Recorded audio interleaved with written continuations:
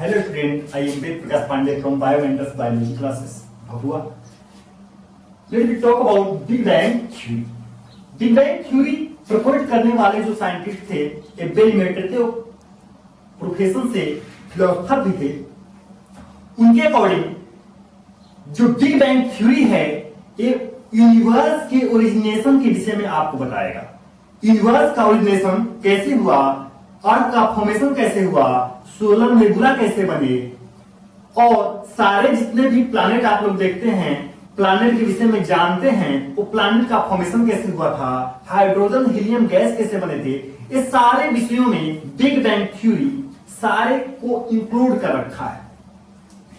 Big bang theory most important topic भी है evolution chapter का, और सबसे पहले आता भी है। बिग बैंग थ्योरी के अकॉर्डिंग थर्मोकुलर एक्सप्लोजन जब डेंस इनेटिटी में हुआ था, थर्मोकुलर एक्सप्लोजन, उसी के कारण पूरे यूनिवर्स का फॉर्मेशन हुआ था। According to Hubble the universe is originated about 20 billion year ago due to thermocular explosion of dense inertity। जब डेंस इनेटिटी में कोई छोटा ऑब्जेक्ट में जो कि काफी डेंस था, उसमें जैसे ही कोई बड़ा विस्फोट हुआ तो पूरा उसका एटम मॉलिक्यूल गैसियस फॉर्म में चारों तरफ फैल गए।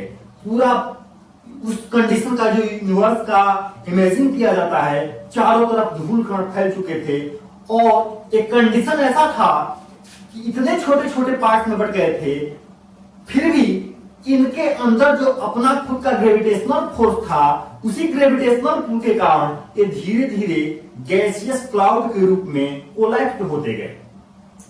इसी विषय में एबेल मेटर ने हमको बता रखा है। इसके बाद आगे देखिए, तो origin of our solar system took place by the gaseous cloud form, और इस गैसियस क्लाउड फॉर्म जब आपस में कोलैप्स होते गए due to explosion, this gaseous cloud collapse and converted into flat disc like structure. ये फ्लैट डिस्क लाइक स्ट्रक्चर बहुत important है, क्योंकि इसी को सोलर नेबुला कहा गया। Flat disc like structure made up of atom and small particles due to their own gravitational pull, this flat like structure is called solar nebula। इसी को solar nebula बोला गया। और सोलर नेबुला का जो central part था वो very hot था, और उसी कंडीशन कारण जो सन है आज भी बहुत ज्यादा गर्म है। इतना गर्म कि उसके टेम्परेचर को की वजह से आसपास के जितने भी प्लैनेट बने उस पर लाइफ पॉसिबल नहीं हो पाया।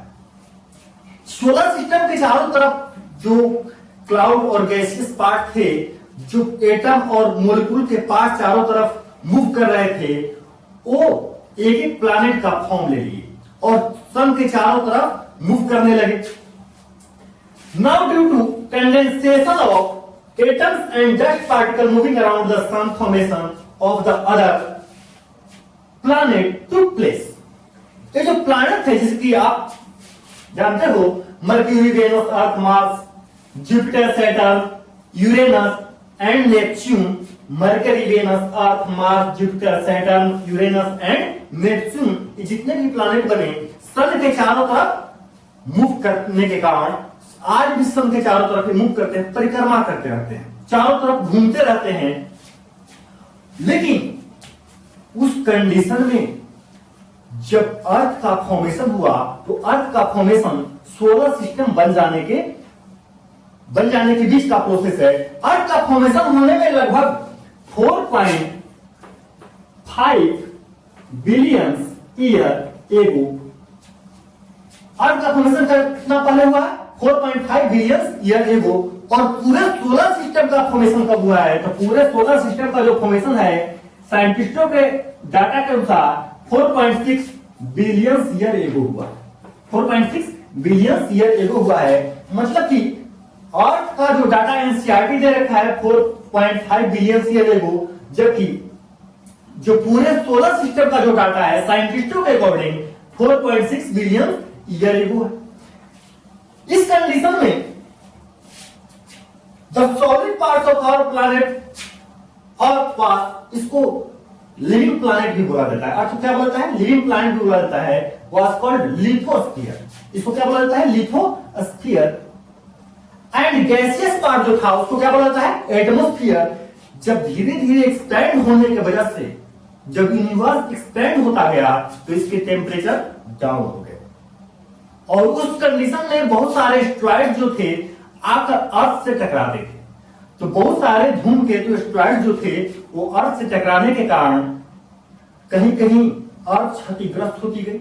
और दूसरी बात बाबू आप लोग ये भी जानिए कि अर्थ को किसी मैकेनिक्स ने नहीं बनाया था, किसी मिस्त्री ने उसको नहीं बनाया था कि राजमिस्त्री बनाया हो, अर्थ का बहुत वेल स्ट्रक्चर बना कर गया हो, ऐसा कुछ भी नहीं था।